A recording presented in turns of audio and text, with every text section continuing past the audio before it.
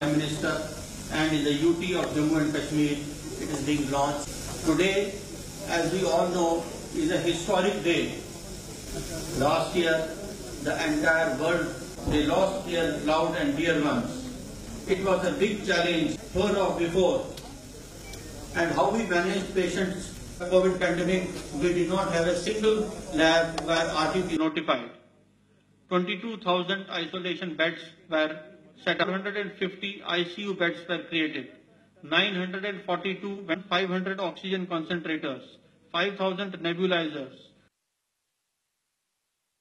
Community health centers are liquid oxygen tank and COVID vaccine for them is totally developed in India.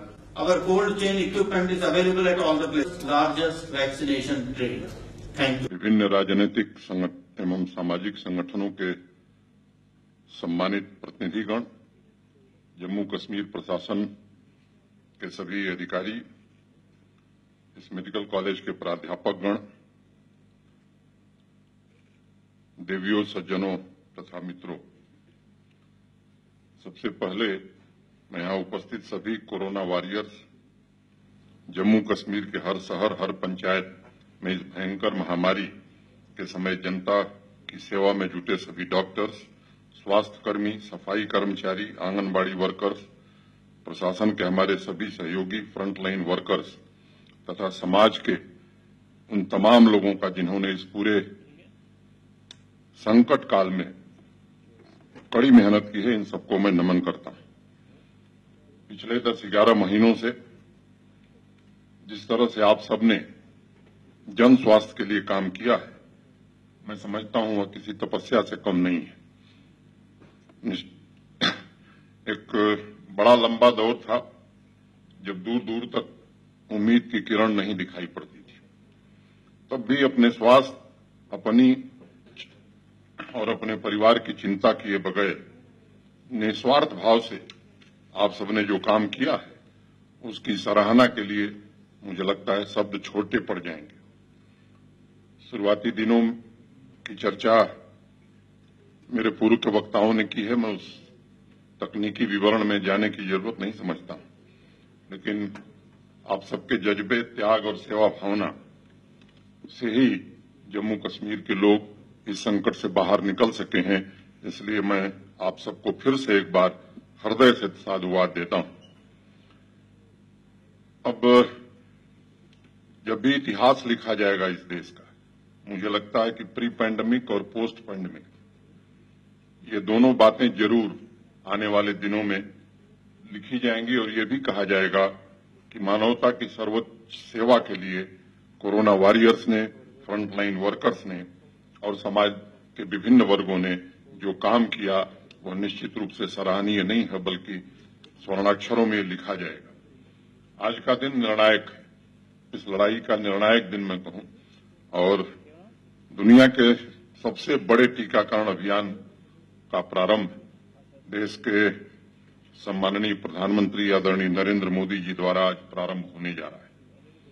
Jammu Kashmir को अगर मैं देखूं, बताया गया है, तो बाकी राज्यों और संघ राज्य क्षेत्रों की तुलना में देखेंगे तो मुझे लगता है कि प्रभावी नियंत्रण करने में हम सब सफल रहे हैं।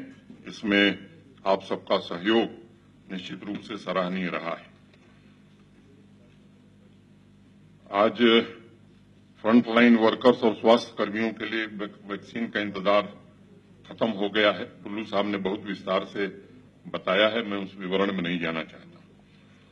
तैयारी हमारी पूरी है और मैं कहना चाहता हूं कि आज जिनको टीका लगेगा वो ये न मान लें कि टीका लगने के बाद हम पूरी तरह स्वस्थ हो गए। 28 दिन बाद दूसरा टीका लगेगा और दूसरे टीके के 14 दिन बाद तब आप ये मान सकते हैं कि नहीं, अब हम खतरे के बाहर हैं, अब हमारे ऊपर कोई संकट नहीं है। बीच में जो एसओपीज बनाई गई, जो सावधानियां बरतने को कही गई हैं, मैं समझता हूं ये हमें टीकाकरण के बाद भी सावधानियां बरतने की जरूरत है। पहले प्रधानमंत्री जी ने या एक सामान्य भाषा हो गई थी कि जब तक दवाई नहीं तब तक ढिलाई नहीं। मुझे लगता है कि दवाई के बाद भी 45 दिन तक ढिलाई नहीं बरतनी है। ये निश्चित रूप से हम सबके ध्यान में रखने की जरूरत है। पूरी बात हो गई है, प्रधानमंत्री जी कुछ समय में आने वाले हैं।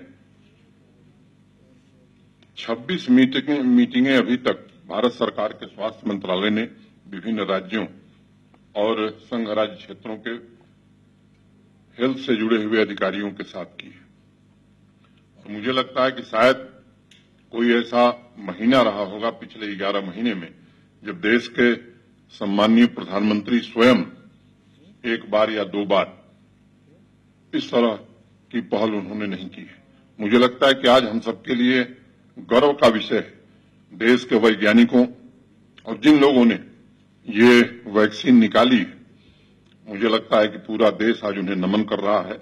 जितने कम समय में, क्योंकि संकट के समय में सामान्य रूप से वैक्सीन विकसित करना एक दूसरी बात होती है, लेकिन जब एक संकट हमारे सामने है उस समय कठिन परिश्रम करके देश में एक आत्मविश्वास पैदा करना और दुनिया का सबसे सस्ता टीका इजाद करना, मैं समझता हूं ये भारत के वैज्ञानिकों की क्षमता है और यह देश निश्चित रूप से उनका ऋणी होगा।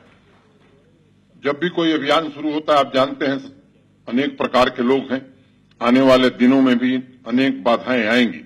इसलिए यहां जो प्रबुद्ध लोग बैठे हैं उनसे मैं निवेदन करना चाहता हूं, कुछ लोग कोशिश करेंगे, कुछ लोग कर भी रहे हैं। मुझे लगता है कि इन अफवाहों से सावधान रहने की जरूरत है।